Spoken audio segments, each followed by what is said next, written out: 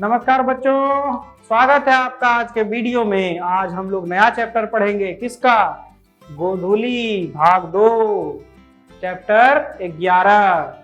आज चैप्टर में क्या पढ़ना है? आज हम लोगों को पढ़ना है लौट कर आऊंगा फिर। एक पोयम है आपके गोधूली में, चैप्टर नंबर 11 यानी अध्याय 11 में है, जिसके लेखक हैं जीवन दास जी।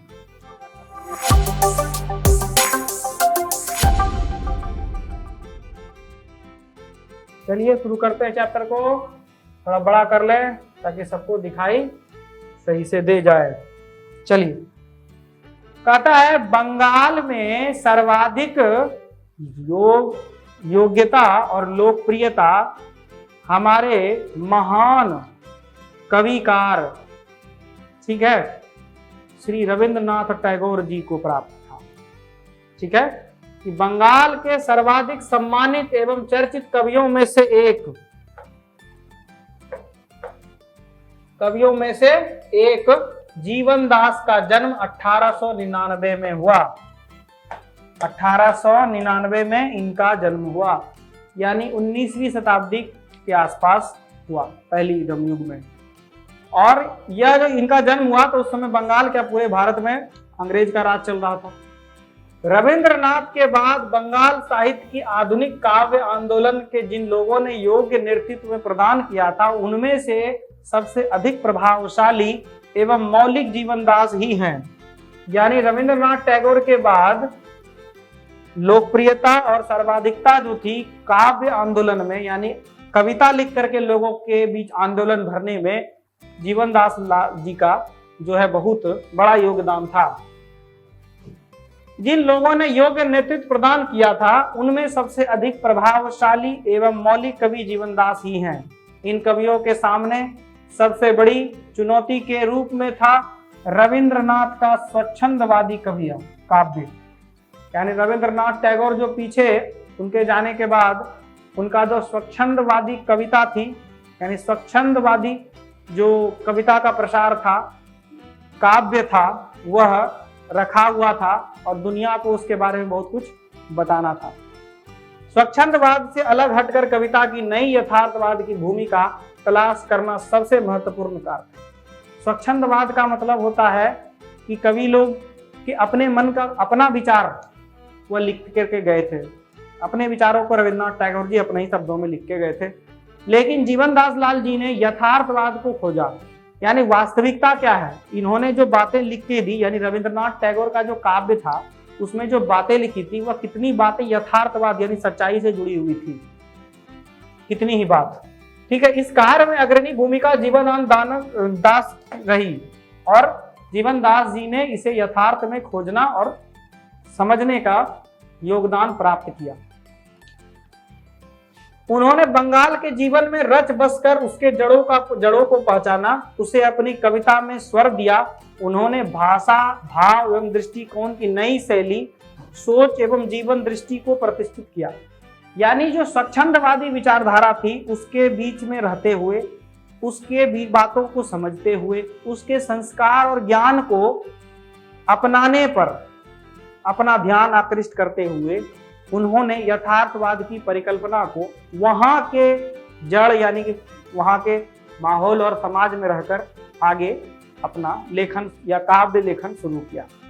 सिर्फ 55 साल की ही उम्र में जीवनदास जी का निधन एक मर्मांतक घटना से हो गया। दुर्घटना में इनकी मौत हो गई और 1954 में ही इनकी मृत्यु हो गई। तब तक उनके सिर्फ 6 काव्य संकलन प्रकाशित हुए थे, जिसमें था झरा पालक, धूसर पांडुलिपि, वनलता सेन, महापृथ्वी, ठीक है, सप्ताती तारर तामिर, जीवन दासेर श्रेष्ठ कविता। ठीक है, जीवन दासेर श्रेष्ठ कविता। जीवन दासेर, यहाँ पर जो बंगला वर्ड घुसा हुआ है दासेर, ठीक है, दास की होगा, दासेर यानी बंगला में जीवन दास की श्रेष्ठ कविता। उनके अन्य काव्य संकलन रूपासी बंगला, बेला अबेला काल बेला, ठीक है, बेला अबेला और काल बेला जो है बहुत ही अच्छा काव्य है। मतलब उसका कृति सब देखिएगा, पढ़िएगा, बहुत मजा आएगा। कुछ तो बांग्ला भाषा में है, कुछ हिंदी में भी है। मन विहंगम और अवलौकिक पृथ्वी निधन के बाद प्रकाशित हुआ। उनके निधन के बाद लगभग 100 कहानियां और 13 उपन्यास भी प्रकाशित की गई। यानी उन्होंने लिख करके खत्म हो गया, रखा हुआ था ये सब उनका, उनके डेथ के बाद ये हुआ। वनलता सेन काव्य ग्रंथ की वनलता सेन शीर्षक कविता को प्रबुद्ध आलोचकों द्वारा रविंद्रोत्तर युग का श्रेष्ठतम प्रेम कविता की संज्ञा दी गई। यानी वनलता जो था, जिसका शीर्षक वनलता सेन है, को रविंद्रोत्तर यानी रविंद्रोत्तर का यानी रविंद्रनाथ टैगोर के बाद जो जीवनदास जी का जो विचारधारा था, लोगों ने जब पढ़ा तो उनको क्या दिया कि रविंद्रोत्तर युग की श्रेष्ठतम प्रेम कविता की संज्ञा दी। ठीक है। वस्तुतः यह कविता बहुआयामी भाव व्यंजनों का उत्कृष्ट उदाहरण है।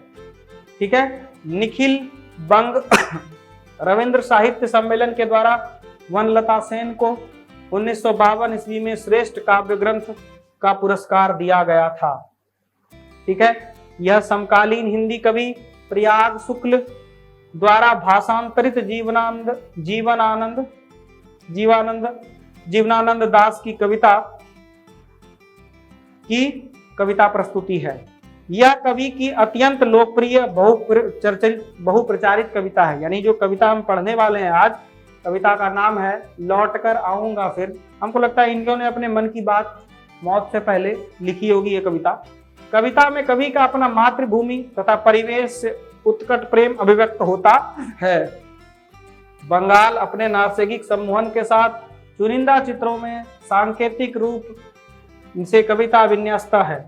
इस नश्वर जीवन के बाद भी इसी बंगाल में एक बार फिर आने की लालसा, मातृभूमि के प्रति कवि के प्रेम को एक मोहक भंगिमा के रूप में सामने आती है।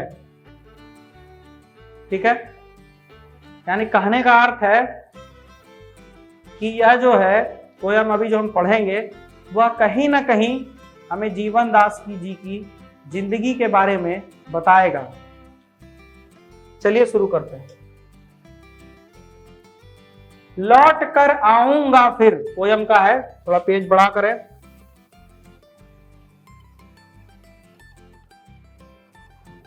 लौट कर आऊंगा फिर लिखा हुआ है ना।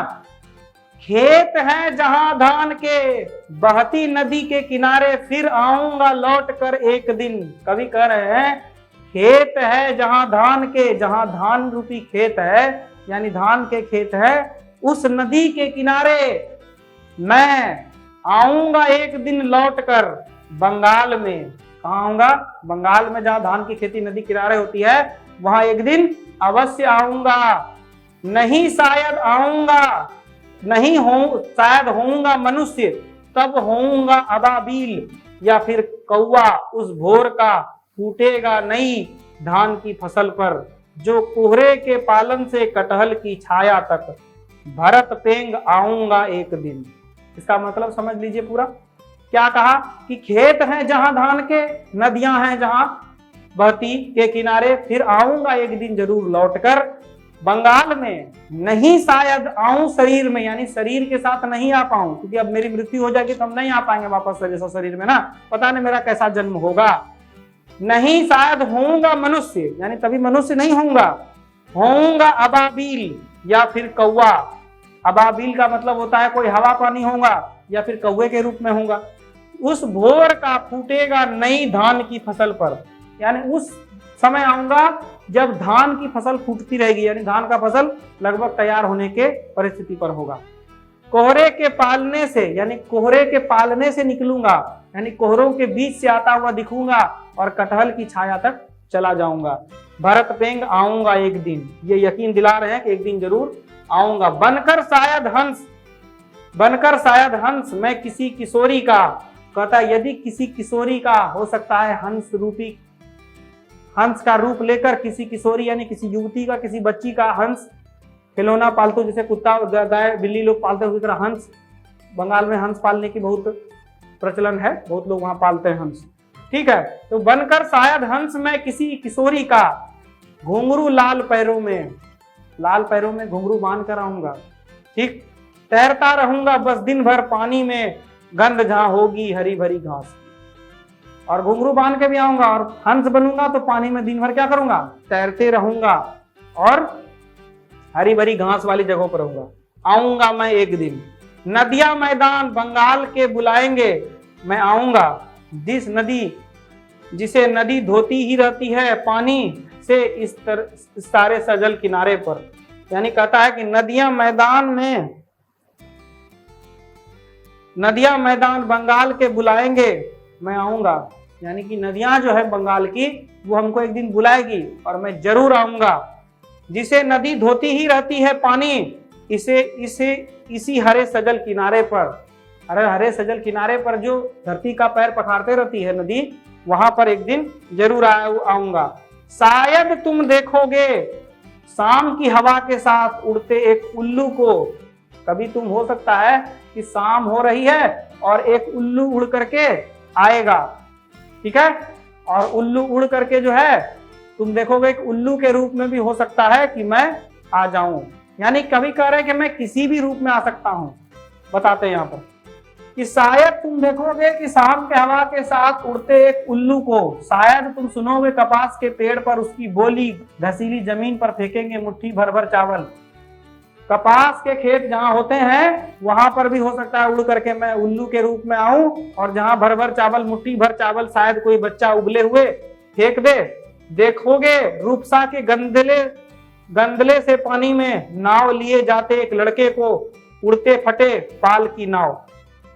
यानी उड़ता फटा पाल, जैसे पाल मतलब होता है ऐसे करके नाव के ऊपर में लगाते हैं। जैसे ये नाव है तो उसके ऊपर में ऐसे करके डंडी नुमा लगाते हैं ना हवा के लिए, ये तो जो कि बांधा रहता है ऐसे करके कहीं कहीं। तो उस क्या कर रहे हैं यहाँ पर सुनिए। शायद तुम सुनोगे कपास के पेड़ पर उसकी बोली, घसीली जमीन पर फेंकेंगे मुट्ठी भर दाने। घसीली यानी कि नमी वाली जमीन पर मुट्ठी के दाने फेंकेंगे, चावल के भर मुट्ठी के दाने। शायद कोई बच्चा उबाल लिए हुए यानी कि उसको कोई उबाल ले, यानी उबला हुआ चावल, भाप जिसको भात कहते हैं, फेंक देगा, ठीक है। देखोगे रूपसा के गंदले से पानी में, रूपसा एक जगह है, वहां के गंदला पानी का मतलब छिछला पानी जमा है, नहर टाइप का है। पानी में नाव लिए जाता है एक लड़के को, एक लड़का जा रहा है, तुम देखोगे कि उसी आसपास में हम भी तुमको कहीं नजर आएंगे, उड़ते फटे पाल की नाव को। यहाँ पर नाव पाल यही होता है। लौटते होंगे रंगीन बादलों के बीच। अगर जमीन पर नहीं मिलेंगे तो बादल के बीच देखना कि लौटते होंगे जमीन के, माफ कीजिएगा, बादलों के बीच। सारस अंधेरे में होऊंगा मैं उन्हीं के बीच में, देखना तुम जरूर लौट कर आऊंगा, एक दिन आऊंगा फिर। यानी कवि क्या कह रहे हैं कि यहाँ पर कवि के जाने के बाद की जो परिस्थिति है वह बहुत ही परेशानी भरी है। कवि का अपना जो सोच है वह यही कहता है कि मेरे मरने पर मैं शरीर के साथ ना जाऊं, ठीक है, लेकिन मैं हंस के रूप में, कौवे के रूप में, उल्लू के रूप में, हवा के रूप में, अबीला के रूप में जो है लौटूंगा जरूर, ठीक है। तो इससे यहाँ पर पोयम का कंप्लीटेशन हो गया, यानी पोयम खत्म हो गया। अब अगले क्लास में अगला पोयम।